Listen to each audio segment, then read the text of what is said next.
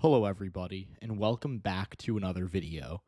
In today's video, I'll be taking a look at the 2024 presidential election and really explaining why there's no realistic path to a landslide for either candidate. So I'll be looking at some scenarios, looking at the electoral maps that would correspond to these scenarios, and just, again, like I said, just looking at the fact that in 2024, we're not likely to see a landslide. So just to kind of start out, I'm going to go back to 2020. Where Biden won 306 electoral votes. This is definitely not a landslide.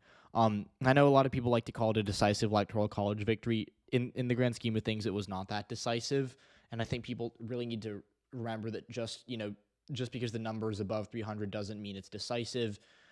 And I think that decisive is probably above 320, 330. I'd say the last decisive electoral college result was 2012, where Obama beat Mitt Romney 332 to 206, I believe. So that's kind of it. And then I'd say once you're getting past 350, then you're in a landslide.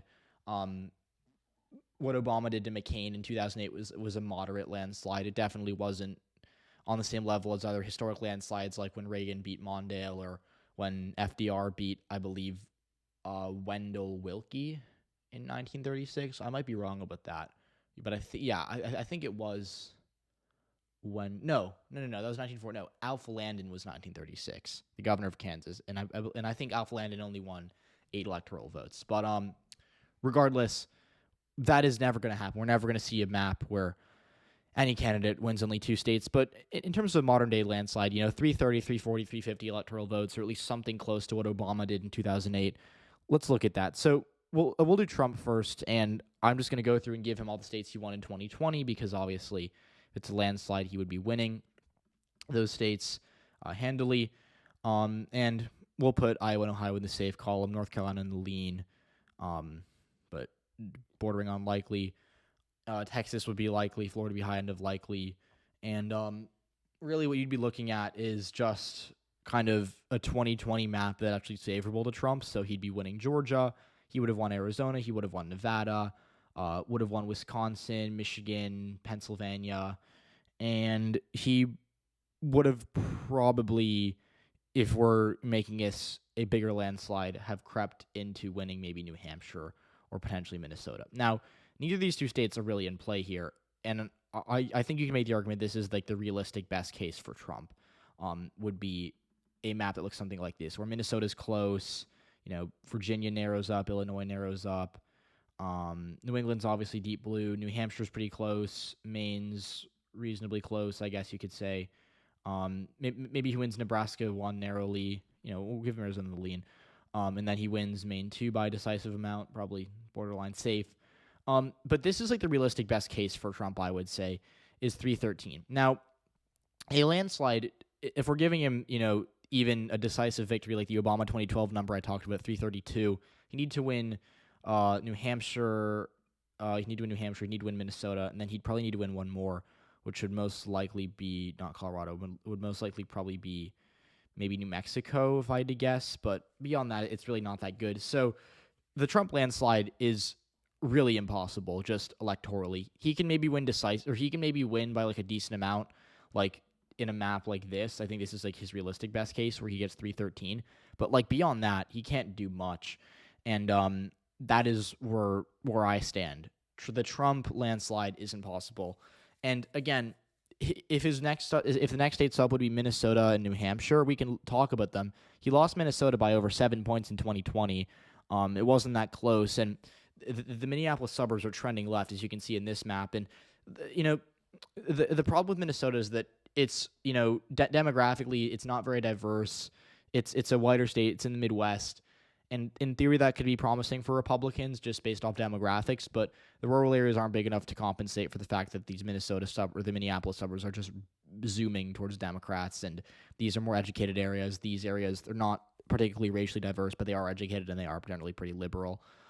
So Minnesota, kind of a lost cause for Trump. He can realistically, he can get within 2 or 3 points of winning it in a best case scenario, but I don't think he's going to really win it, even though some people want him to make a play for it. New Hampshire's similar. Again, demographically, it's not bad for Republicans. It's very white, and it also has in the past had an affinity for voting for Republicans. It voted for George Bush in 2000. So New Hampshire's been close, and in 2016, Trump only lost by 2,000 votes. So he did come really close in 2016. In 2020, he was not close, as you can see, but in 2016 he was close.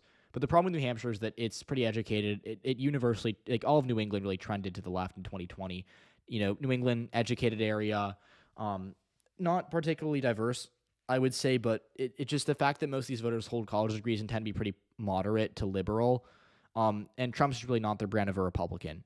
If this were 10, 15 years ago and the Republicans ran a moderate candidate, I could see New Hampshire flipping, but this state to me is very, very against the Trump brand of conservatism, and I think it kind of takes it out of play. So that's realistically what I would put New Hampshire in. At best, Trump loses it by maybe 2%, but that's generous. So that's the Trump landslide. Now, to go over to what a Biden landslide would look like, just to kind of clear my map here, I think that he has a bit more wiggle room here. And again, I'm not saying that it's likely we're going to see a Biden landslide, but he won in 2020, so he's already starting out at a realistically at a higher point, and we can already kind of start to give him the states that we know that he would win in a landslide type of situation. So, again, he's going to get 306 electoral votes outright here. Obviously, Nebraska District 2, Georgia, and then Nevada, as well as Arizona. I think Arizona has a lot of upside. I think if he did really well, he'd win 11. And I said 306, but the electoral vote counts have been redistributed to states the group population, so it's a bit less this time. And then obviously the next state up will be North Carolina, which I guess in the best case scenario he'd win by 2 or 3. This isn't to say that, I think Biden's going to win North Carolina, but he does have a path there. Again, in 2020, he lost by, I think, around 100,000 votes. Well, I'm zoomed in here. Yeah, he lost by 80,000 votes, which is definitely doable. Like, an 80,000 vote swing between 4 years isn't impossible. North Carolina did grow, and the areas that are trending to the left here, like as you can see, these urban and suburban counties, they grew more than the counties that trended right. So I think long-term North Carolina could be better for Democrats than people think. So yeah, in a best case scenario for Biden, I think he definitely wins it. But beyond that, it's not realistic that he wins any more states. Now, Trump was at 313 electoral votes, so Biden is in theory getting a better, landslide type situation. But just to kind of go through this, we know he's not going to win these states that I'm going to fill out. Alaska, a lot of people are interested in for him, but realistically, he's not going to be competitive there, and I don't think he's going to campaign there. Florida is, I would say, at best for Biden, he loses it by 5. But it's not really worth talking about at this point. Ohio and Iowa. Ohio, maybe if Biden, this is a scenario in which Biden campaigns there and tries to, lose it by as little as possible to boost Sherrod Brown. So I'll be generous and I'll put it, him losing it by, 5 as a best-case scenario. But even that, I think, is a stretch.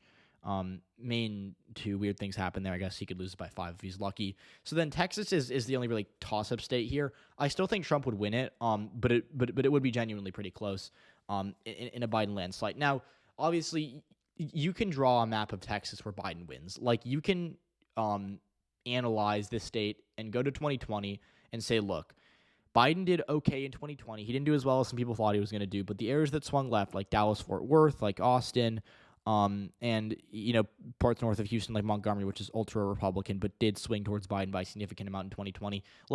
There are parts of Texas that trended left, and those parts of Texas are the parts that are bigger and are growing. So you can make the argument for that. And I understand that, mathematically, it's possible Biden wins Texas. My counter to that would be, mathematically, it's also possible that Trump could win Minnesota or New Hampshire, and I didn't give Trump either of those states because I just think if we're being realistic, this is the best, landslide type of map for each candidate. So Texas is, I think, the closest state in either of these exercises. I think Trump would lose both Minnesota and New Hampshire by 2 to 3 points. I think Texas would be probably within a point here because Biden does have a path to making it close that isn't totally divorced from reality. But at the same time, I do want to maintain an element of realism because if I say, look, in the best case scenario, Biden wins Texas, then I'm also talking about red Minnesota and red New Hampshire. And those blue Texas, red Minnesota, and red New Hampshire just aren't really things that I think are likely to happen. And I've already talked about red Minnesota, red New Hampshire. Blue Texas to me just isn't one of those things where it's worth discussing. Now, if we get closer polls, if we get evidence closer to election day that it's actually going to be close, I'll talk about blue Texas. For now, I think this is the realistic landslide for Biden. So let me know what you think. Let me know if you change any states. But the point of this video is really that the electoral map is so divided that there's so few competitive states nowadays. And that makes it so that we can not necessarily see as many landslides. Like in 2008, Obama won multiple states that voted for Bush by double digits. Like North Carolina voted for Bush by, I think, 13 or 14% in 2004, and Obama won it. Indiana voted for Bush by, I think, like 16 or 17, and Obama won it. And to put that in perspective, Trump won Missouri by, I think, 16 or 17, was it? Yeah, you won it by actually 15 and a half, so a little less. But like that would be if Missouri voted for Trump by 16 and then narrowly voted for Biden in 2024. So things change. Things are very different, and I think that we should recognize that and understand how polarized our landscape is. So let me know what you want to see next. Let me know what you think about this video, and I'll see you all in the coming days in the next video.